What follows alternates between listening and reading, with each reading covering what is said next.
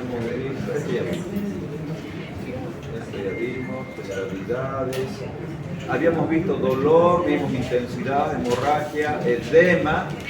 En edema nos quedamos, ¿no? Edema. ¿Ha repasado más hoy día edema? ¿Edema hemos repasado o no hemos repasado? Yo creo que sí.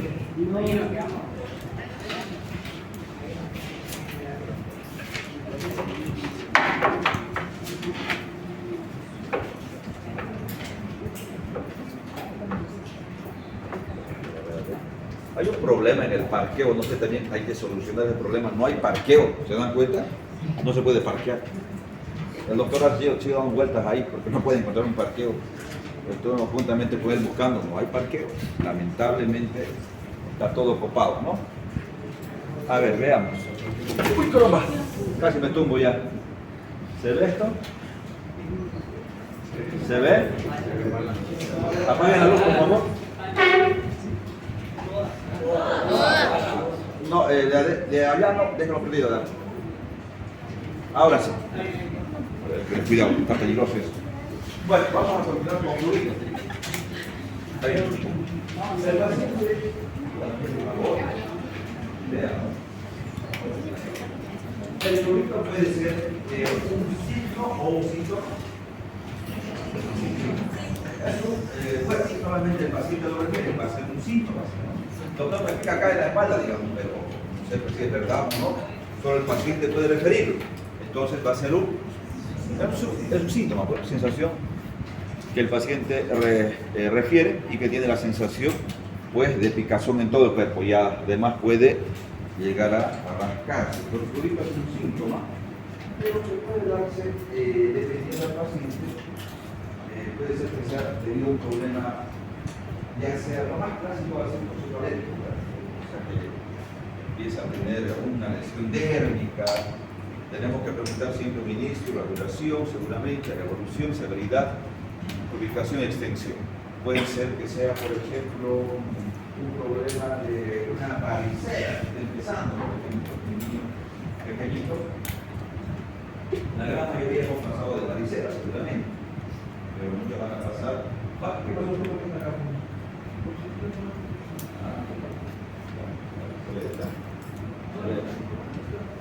Bueno, entonces se puede apreciar este síntoma con muchas patologías dermatológicas seguramente, pero puede también ser un síntoma de inicio a patologías muy severas como reacciones adversas, fármacos, Steven Johnson, por ejemplo, algo muy grave, necrólisis edémica tóxica, puede ser el inicio de patologías muy severas. Pero lo más común, por ejemplo, en este niño, yo voy a pensar cuando empieza con lesiones en la piel, empieza con prurito, con mácula, seguramente una mancha, ¿no? Mácula, mancha.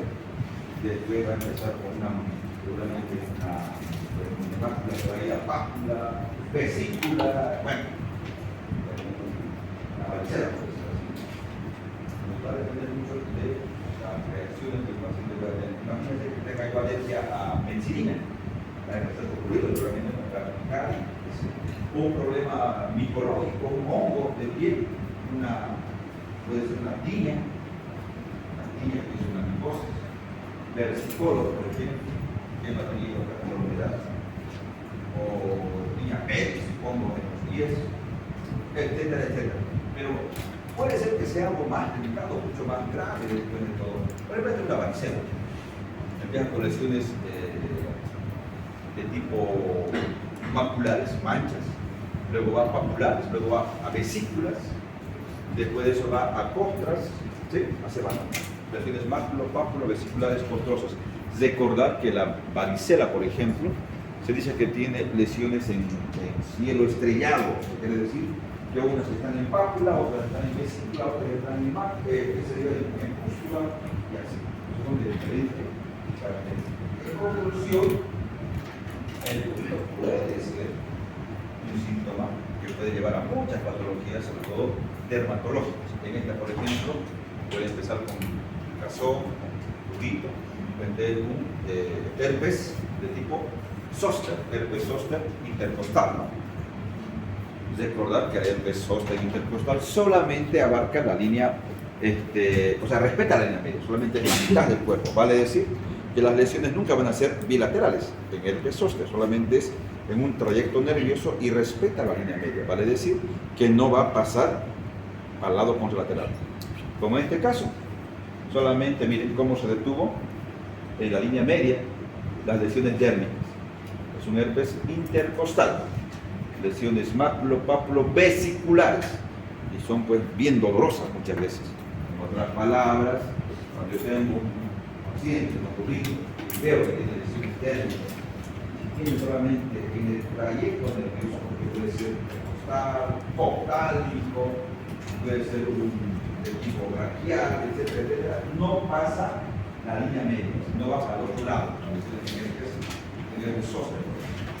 Y si no tratamos es sumamente doloroso, sumamente la neuralgia es tremenda. Acá podemos tratar en el herpes zóster, por ejemplo, podemos emplear aciclovir, sí, muy bien, aciclovir, 800 cada 8 por 8 días.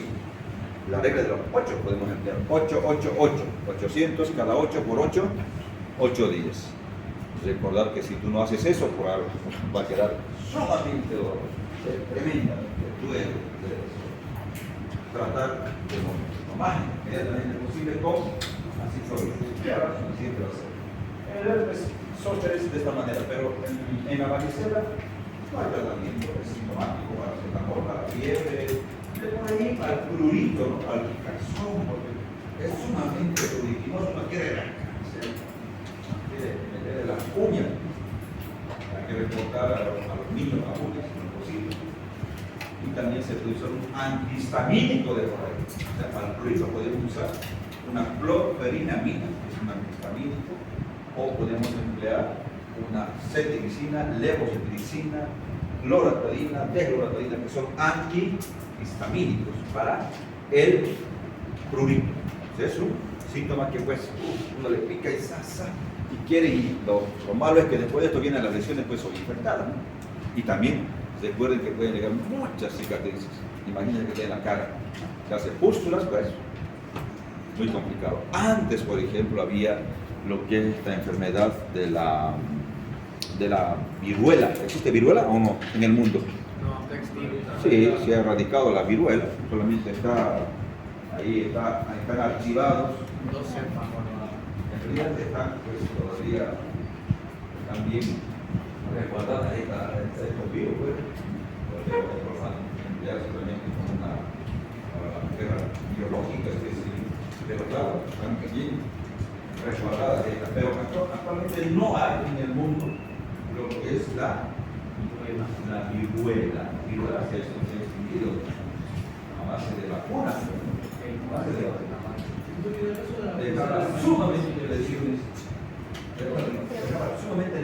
tremendas en la cara, tremendas, bueno, en toda la cara, en todo el cuerpo, le dejaba sumamente lesiones, era tremendo la viruela. Pero la varicela también puede afectar. Recordar que mucha gente, sobre todo si no enferma de niño, de peladito, puede enfermar de adulto, adolescente. Por ejemplo, hay un que en la universidad me dio varicela. Yo no sabía que nunca había tomado varicela de niño, pero en la universidad vimos un paciente en tercer año, me acuerdo, en secreología. Y justo a la semana empecé con prurito y lesiones, y fue tremendo, mucho más que digamos que un niño. Las lesiones mucho más evidentes y así. Todo el cuerpo, no respeta nada, cuero cabelludo, las palmas, todo. Tratamiento, paracetamol y antihistamínico, no queda más. Pero por ahí, si quiere que ver si se va a durar aciclovir de por ahí, no sé, adulto por ahí, tendríamos que tomar en cuenta. Pero normalmente es paracetamol y antihistamínico para el prurito. ¿Entiendes? ¿Alguien quería hablar algo? Doctor, Adelante. ¿Cómo era eso? Porque se supone que es el mismo virus del herpes zóster. Ahí está. De repente la utilidad de y lo mismo era que había utilidad de utilizar puede ser útil para reducir la severidad en general. Sí, es interesante, tiene mucho con la misma cepa en relación a lo que es la varicela, el herpes zóster, sí. ¿Alguien ya enfermó varicela acá? No tengo orden de varicela y no pasaba bien. Ya va a enfermar.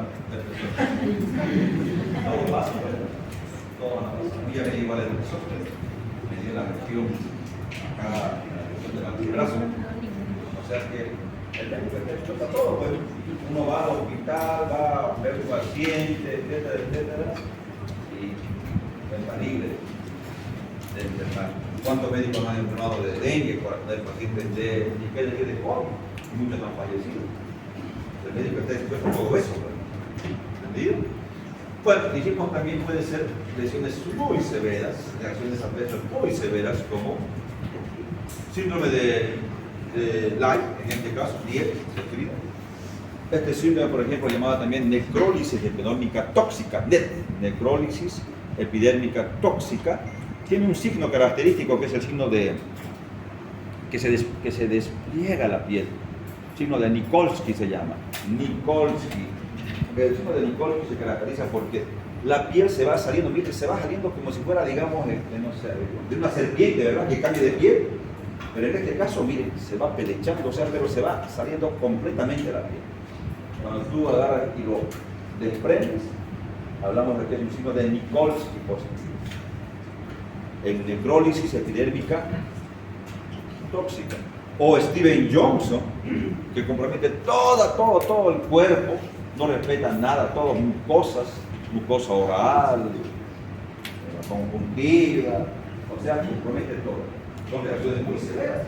En el hospital, sí, un poquito, varias veces, en casos que vemos, no son que, digamos, frecuentes, pero sí vienen al hospital. Steven Johnson, también necrólisis epidérmica tóxica. ¿Se gustaría qué?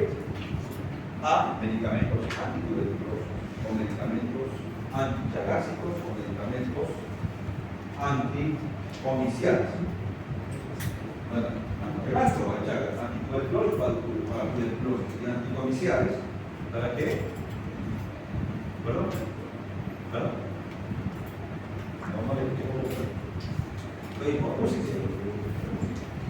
No, anticomiciales, anticonvulsivantes, quiere decir, ¿no?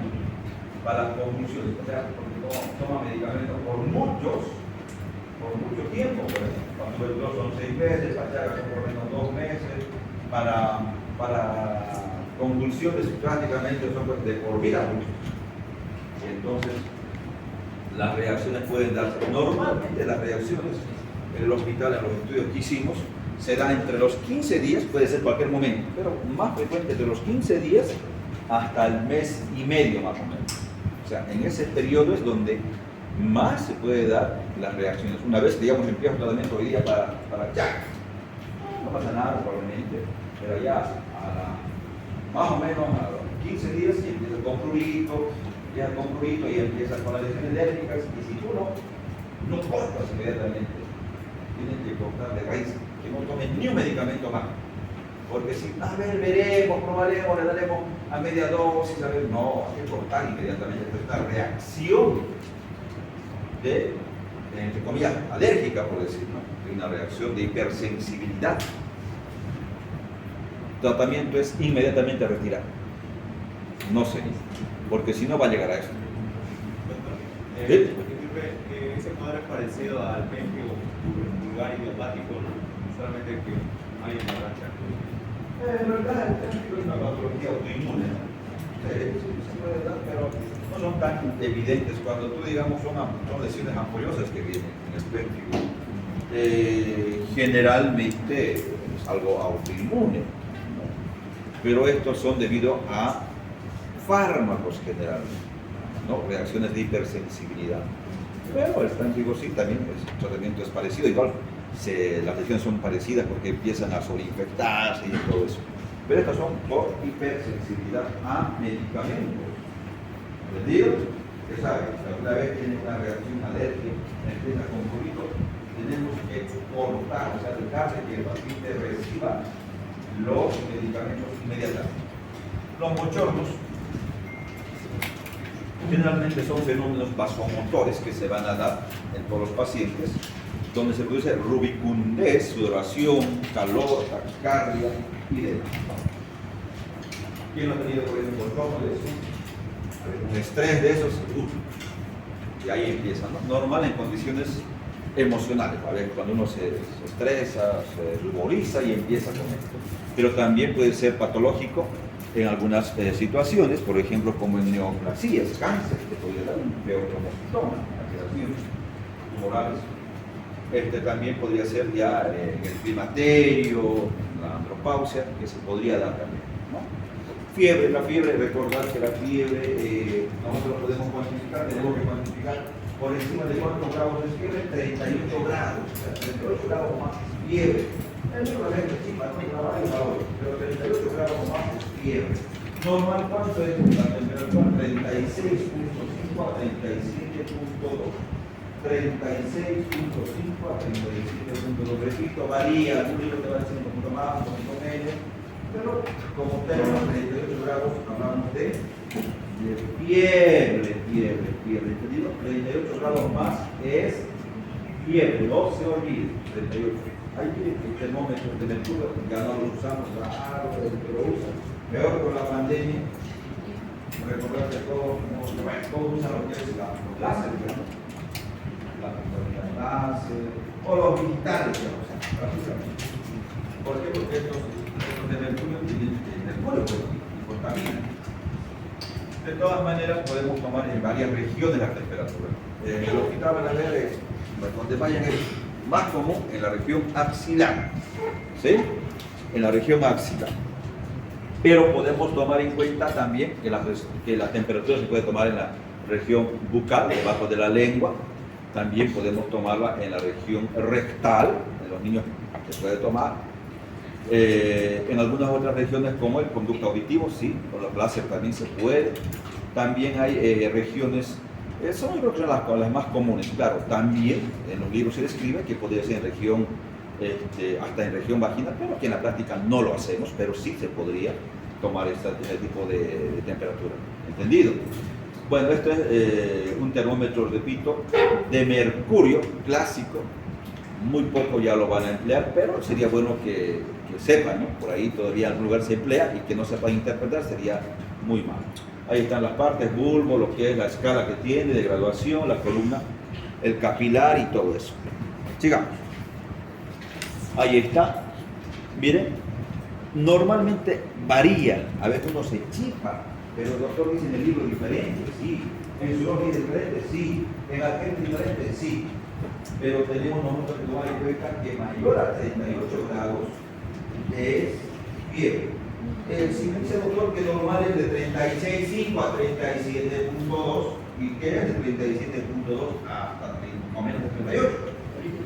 Febril. Hablaba de febril. La fiebre, por ejemplo, no siempre denota un proceso infeccioso. Claro, pero nosotros tenemos que entender que si un paciente tiene fiebre, lo primero que pensamos, claro, es un proceso infeccioso, pero no siempre es eso, digamos. Pero nosotros, por reflejo, tenemos que asimilar de que sí, este paciente está cursando con un proceso seguramente viral, bacteriano, que son los más comunes, viral y bacteriano. Parasitario muy poco te va a dar fiebre, micótico no es lo común, pero puede darte fiebre, sobre todo en pacientes inmunocomprometidos. Cuando viene un paciente, por ejemplo, yo tendré que tomar la temperatura, si está más de 38 grados, yo digo que está con fiebre. Ahí está, por ejemplo, las formas de tomar, dónde se puede tomar. ¿Será que yo puedo tomar en cuenta a un paciente que tiene fiebre? ¿Cómo interpreto? ¿Qué interpreto en ese paciente? Que hay un proceso, repito, lo más probable es que sea un proceso infeccioso, viral o bacteriano, seguro. No sé si es viral o bacteriano. ¿Qué opinan si viene un paciente con tos, sin expectoración, con rinorrea, moquera, y además de eso viene con cefalea, dolor de cabeza, moqueando, o sea, rinorrea, repito, rinorrea, cefalea, dolor de cabeza, y además de la toma de temperatura, fiebre, 39 grados. ¿Cuándo empezó? Hace 2 días. ¿Qué voy a pensar? Muy bien, un resfrío. ¿Cuántos días dura un resfrío?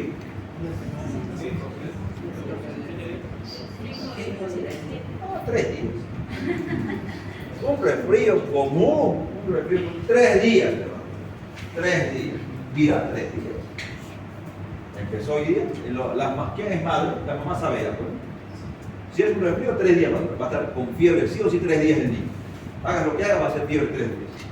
Es un resfrío. ¿No? Pero le daremos antibiótico, no sirve de nada, porque es un proceso viral. Le daremos penicilina, le pincharemos, no sirve de nada. Muy bien. ¿Qué tratamiento? ¿Qué tratamiento? Paracetamol. Paracetamol. Si un peladito, un niño de un año, pues no vale la pena darle antigripales, nada, 6 meses nada de antigripales. Paracetamol. ¿Cuánto de paracetamol? 500 miligramos. Hombre. ¿Usted? ¿Paracetamol cuánto?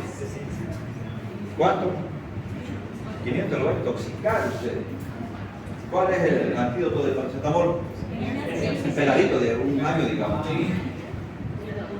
¿Ah? Antídoto de paracetamol es la N-acetilcisteína. El antídoto. ¿Entendido? Pero 10 miligramos kilo peso dosis. Pesa 10 kilos, 10 por 10, 100 miligramos. ¿De cuánto vienen las gotas? De 100 miligramos por 20 ml. En gotitas viene así, ¿no? ¿De cuánto viene la gotita? 100 miligramos por ml. ¿Y cuántas gotas un ml? 20 gotas. ¿Es así, pues? ¿Alguien ve padre? ¿Madre? Ya van a dominar cuando sean padres o madres. Conclusión. En la práctica agarra, ¿cuánto pesa su niño? Ya 15 kilos, 15. 2 gotas por kilo peso. ¿Cuánto sería? 30 gotas, listo, cada 6 horas. ¿Entendido? Claro, porque la fiebre es tremenda, los niños lloran. En adulto lo mismo, pues, ¿no? En adulto ya podemos hacer un antigripal si está como quiera, de por ahí antigripal. Pero el resfrío mínimo 3 días. Resfrío común. Gripe es otra cosa. Igual viene con fiebre. ¿Pero qué van a dar en fiebre? Igual sintomático. ¿Es un virus? Sintomático. H1N1, gripe. Coronavirus, la gripe. Ahí no se está. La primera cepa, 2 semanas de fiebre te daba. Prácticamente, duraba 2 semanas de cuadro. Podía durar hasta 10 días la fiebre, un poco más, un poco menos. O sea, la gripe es diferente, ¿se dan cuenta? Es muy diferente a la gripe. Pero doctor, ¿y cómo vamos a dar cuenta cuándo es gripe, cuándo es un proceso bacteriano? ¿Cómo podemos darnos cuenta? Una gripe puede venir con tos, bioartralgia, cefalea y por ahí nada de moquera, nada de rinorrea. Puede haber odinofagia, dolor de garganta, disfagia, dificultad al deglutir. Un hemograma nos va a ayudar. Hemograma, leucocitosis en bacteriano, leucopenia o normal en virus. ¿Alguien quería hablar por ella? ¿Usted? ¿Su nombre cuál es? Laura, adelante, Laura. Doctor, pero en los niños es más complicado porque el paracetamol a veces ni baja. Usted es madre. Bien. Y lo digo porque la anterior semana tuve una niña de más de 3 años. Ya. Y me presentó solo fiebre y nada más que fiebre, o sea, de un rato a otro.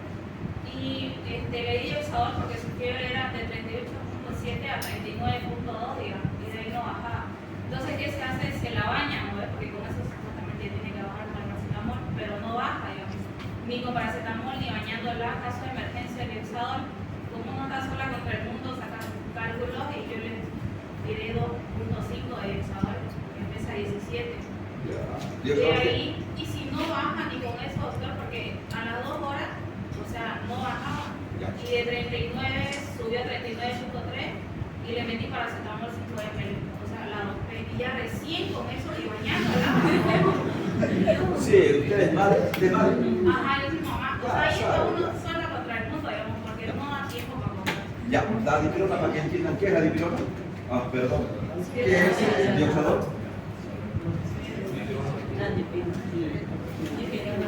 ¿Qué es el dioxador? ¿Está bien? No, es que está bien, pero necesitamos siempre usar nombres genéricos, ¿no? Está bien, yo puedo decir, ¿qué es el Nodolex? Alendamol, Nodolex, una marca comercial. Pero, ¿qué es el Pironal? ¿Se dan cuenta? O sea, son nombres comerciales, pero tenemos que usar nosotros nombres genéricos. ¿Qué es el biodosador? ¿Qué investigó? ¿Ah? Dipirona magnésica. Vamos afuera, no escucho. Dipirona magnésica. Ya. Entonces, lo primero que hacemos es determinar, primero escapar la fiebre, los niños. Ojo, en el dolor abdominal, mucho cuidado. En el dolor abdominal no damos analgésicos. Cuidado que es una apendicitis.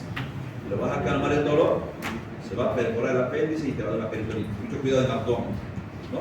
Pero ya después si tiene fiebre y está tosiendo, no tiene nada que ver con el dolor abdominal, podemos usar.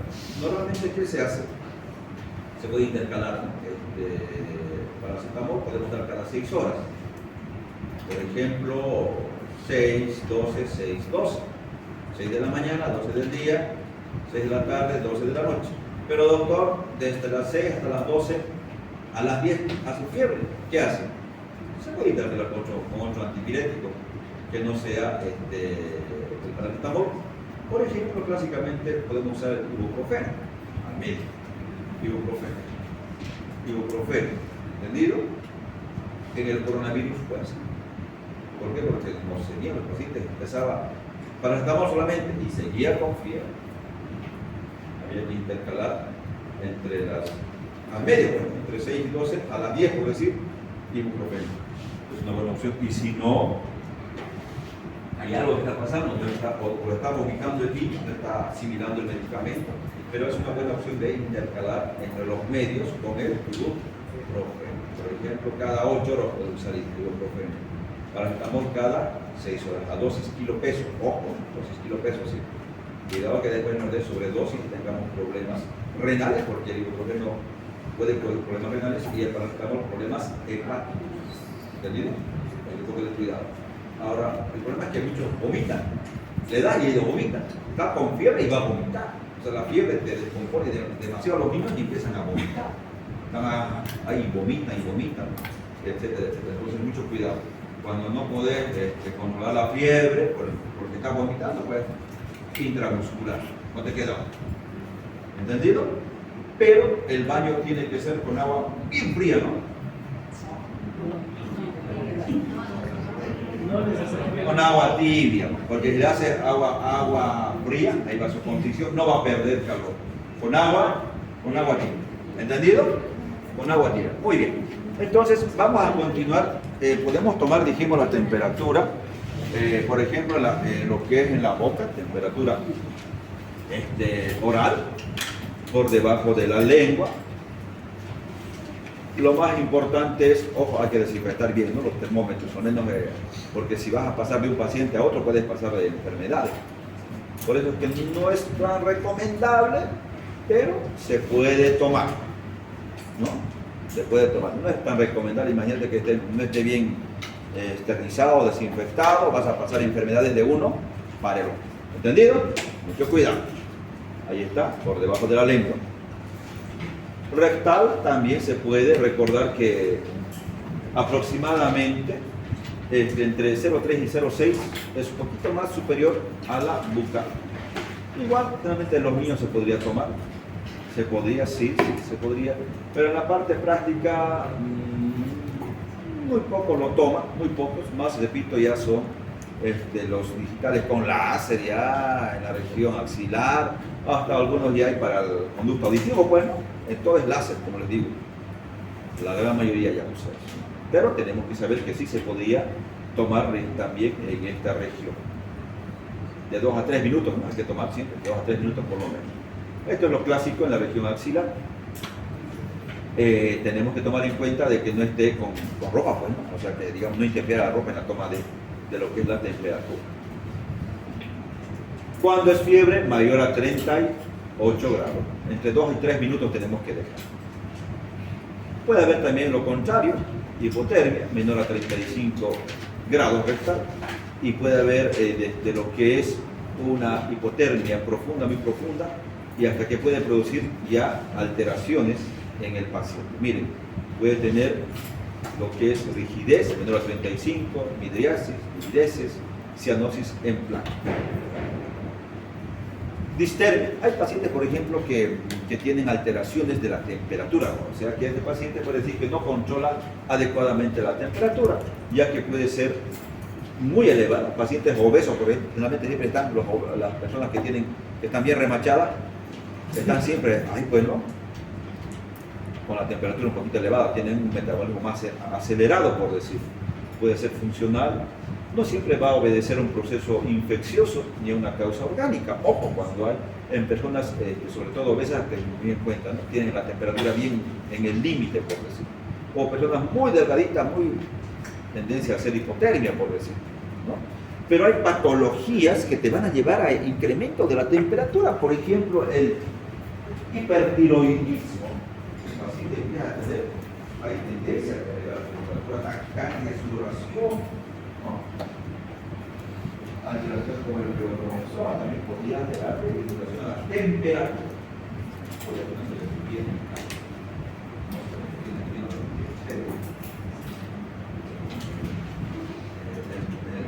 No es muy grande, está negativamente.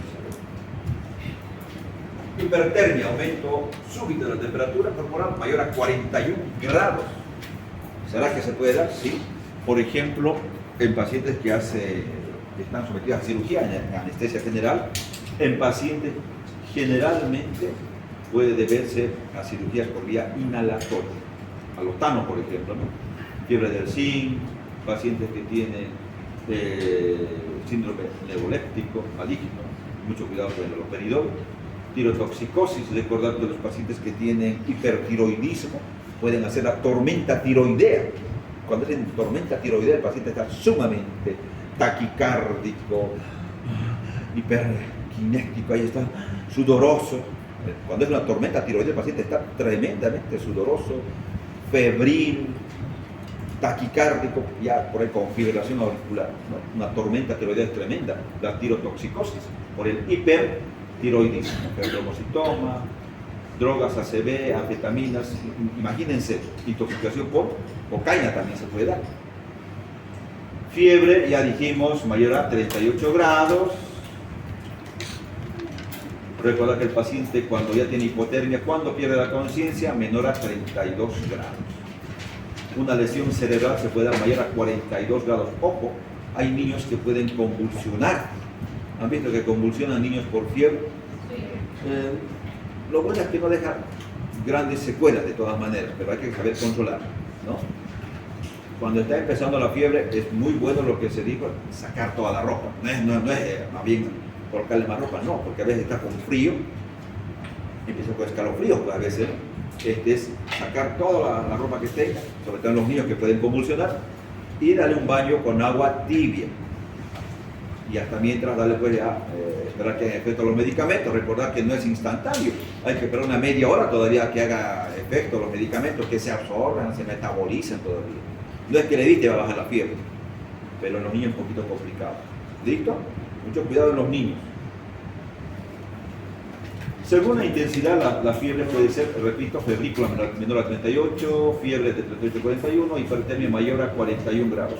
Hay curvas térmicas, pero estas curvas térmicas han ido cambiando la apreciación. Por ejemplo, antes no había antibióticos. Como no había antibióticos, hacían pues esas curvas clásicas de dromedario, en agujas, que todavía se puede ver en algún tipo de patología así.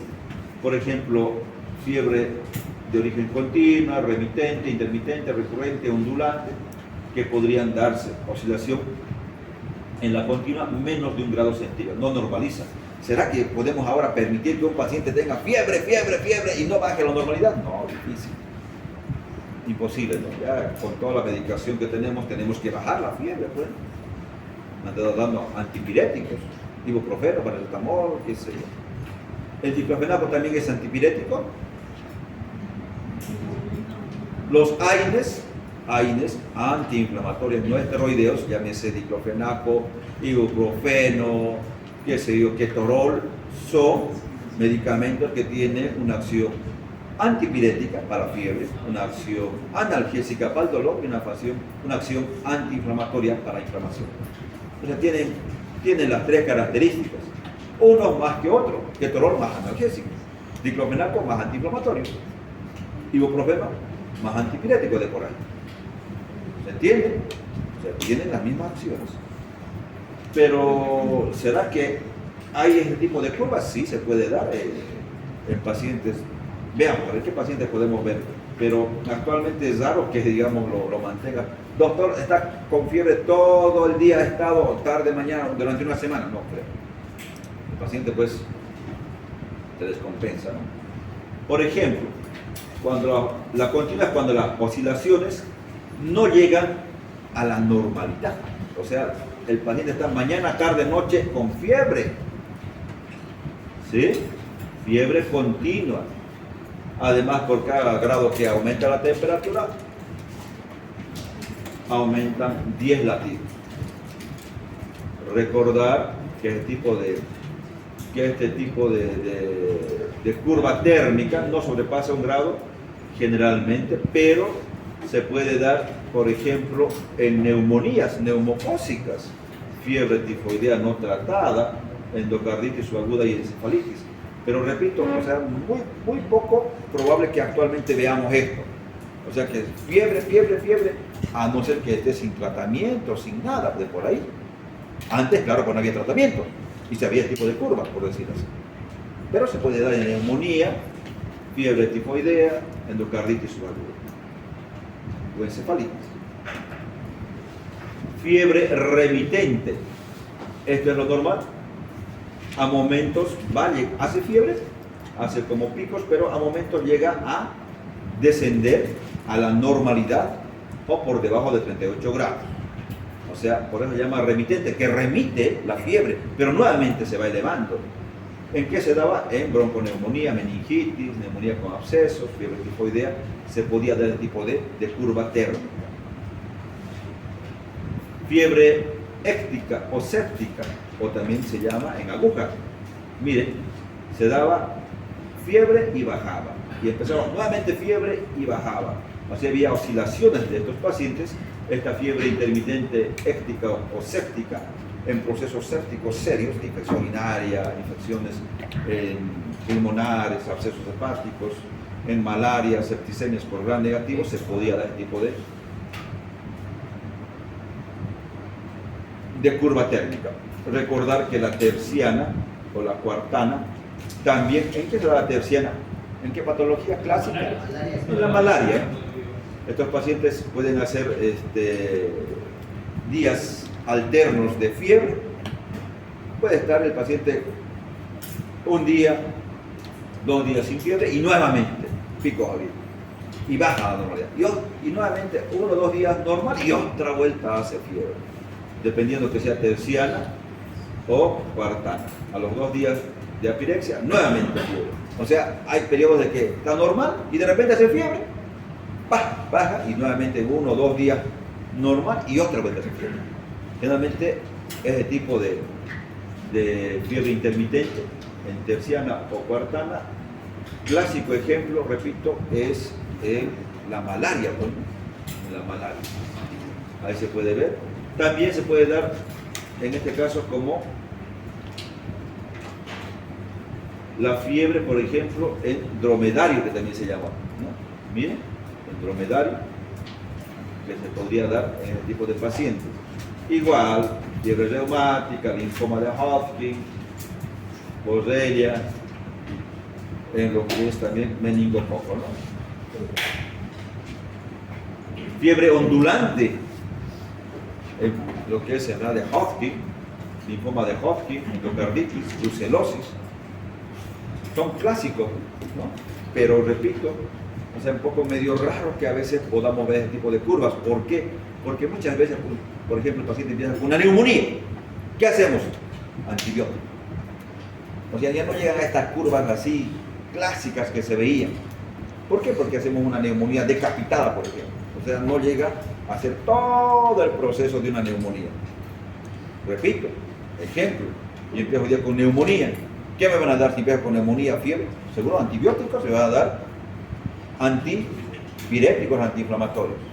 No va a dibujarse las curvas clásicas que antes se dibujaban cuando había, por ejemplo, o cuando no había antipiréticos, no había fiebre.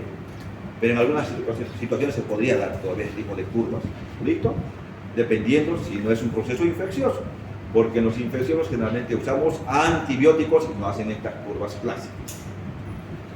Pero también puede ser que se dé fiebre de origen desconocido. Muchas tú haces todo lo clásico, los tres focos clásicos de infección son, ¿cuáles son? Respiratorio, urinario y digestivo. Si un paciente viene con fiebre, tendré que buscar si no hay un proceso respiratorio. Está tosiendo, bota flema, tendré que preguntarle mínimamente, ¿no? Le dice, crecido, estoy tosiendo, estoy coqueando. Ah, es un proceso respiratorio. El origen de la fiebre se va por el respiratorio.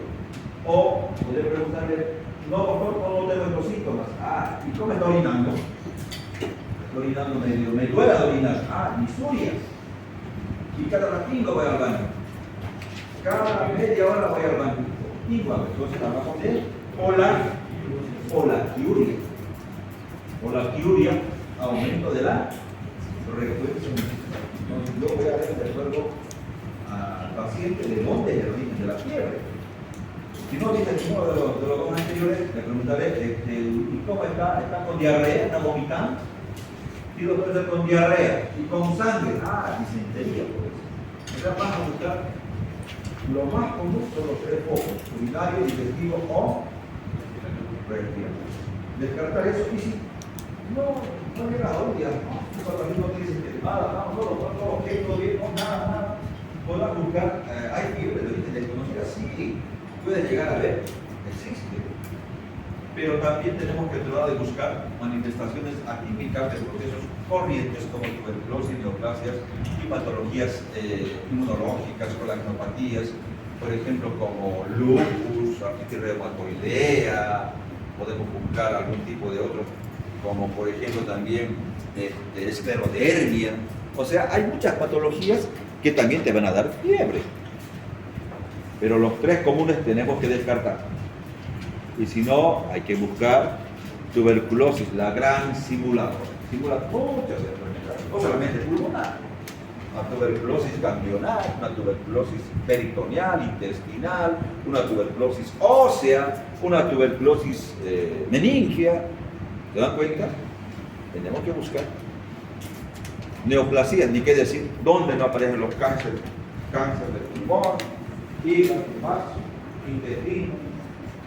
Entonces, se dan cuenta que la fiebre puede ser lo más común en la infección, pero pueden ser muchas otras causas. Con la genopatía ya dijimos. Y cuando yo trato de investigar y no tengo la causa y busco y fiebre, podemos nosotros catalogarlo como fiebre de origen desconocida. ¿Cómo catalogamos cuando el paciente tiene más de 38.3 grados en varias ocasiones? Claro que sí, con una duración superior a 3 semanas y cuyo diagnóstico no ha sido posible después de una semana de estudios en el hospital. O sea, tengo que investigar todo, buscar. Recordar que pacientes VIH, si viene un paciente con fiebre, lo primero le pido serología para VIH. En el hospital ya no decimos paciente con VIH, decimos paciente PBBS. ¿Qué es PBBS? No sé qué sabe. PBBS, ¿quién sabe qué es PBBS? Muy bien, paciente que vive con el virus del SIDA. Ya no, ¿tiene paciente? ¿Es paciente VIH? No, decimos paciente PBBS. ¿Entendido? PBBS. En el hospital, si ve PBBS, tiene VIH. ¿Entendido? Yo, si tiene un paciente fiebre, lo primero que le pido es, y no tiene esclarecido su cuadro, serología para VIH. Hay que pedirlo primero. Pero pueden ser muchas causas, varias, tendremos que tomar en cuenta. Puede ser que tenga neutropenia y sea por esa causa, febril, VIH, O sea, tenemos que buscar ejemplos, pueden ser hongos. El paciente inmunocomprometido como el VIH puede tener cualquier tipo de infecciones, que a nosotros no nos puede dar, por ejemplo. ¿Por qué? Porque está con una inmunidad muy deprimida. Y siempre pensemos lo primero en VIH, por ejemplo, tuberculosis. No simplemente que esté tosiendo, repito, puede ser extrapulmonar, intestinal, ganglionar, ósea, etcétera, etcétera, etcétera. Fiebre inversa se podrá dar, sí, cifras máximas durante la noche y por la mañana. Se presenta generalmente en neoplasias de estómago, enfermedad de base 2. ¿Cuál es esta enfermedad de base 2? ¿Se acuerdan? Filariasis, enfermedad de graves base 2. ¿Alguien se acuerda cuál es la enfermedad de graves base 2? ¿Usted? ¿Hipertiroidismo? Muy bien, el hipertiroidismo. Recordar que se puede dar acá, esto que ven, esto es, ¿cómo se llaman estos ojos? Exoftalmia, ¿no? Ojos saltones. Es en el hipertiroidismo. El paciente con hipertiroidismo, por ejemplo, tiene una piel fina, húmeda, tal vez delgada, con exoftalmos, piel húmeda y fina, tendencia a la hipertensión, taquicardia, sudoración. Le das la mano, está húmeda. Entonces se puede dar la enfermedad de graves base 2 en personas del sexo femenino, generalmente, pero se puede dar en ambos, pero generalmente en el sexo femenino, ¿no? Es un proceso más autoinmune también. Fiebre catamenial se podría dar, sí, fiebre en días antes de la menstruación se podría dar también. ¿Ah? Bueno, en relación a lo que es fiebre, no nos olvidemos, recapitulando, la fiebre puede ser por muchas causas, desde problemas